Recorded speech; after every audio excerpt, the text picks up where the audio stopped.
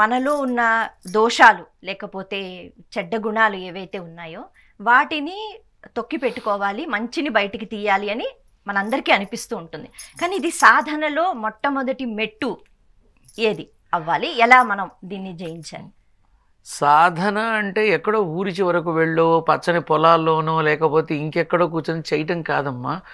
మనమున్న చోట మనమున్న స్థానంలోని మనల్ని మనం నిగ్రహించుకోగలిగితే మనం సాధించినట్టే. ఇప్పుడు ఇందాక పరిచయ కార్యక్రమంలో నువ్వు అన్నావు, మనం ఈరోజు మాధవుడి కోసం వెతుకుతున్నాము గుళ్ళు, దేవుణ్ణి చూడాలని, లేకపోతే ఇంట్లో దేవతార్చన చేయాలని, ఇవన్నీ చెప్పావు కదా. అసలు ఈ మధ్య చాలామందికి నేను చెబుతూ వచ్చాను, మనల్ని కన్నవాళ్ళని మించిన భగవంతుడు ఎవరమ్మా? మనల్ని కన్నవాళ్ళని మించిన భగవంతుడు ఎవరు? అసలు మనని తల్లిని మించిన భగవంతుడు ఎవరు? తల్లి చూపిస్తేనే కదా మన తండ్రి ఎవరో తెలిసారు, భగవంతుడు ఎవరో తెలిసారు, గురువు ఎవరో తెలిసారు. అంటే తల్లిని మించిన గురువు ఉందా? లేదు.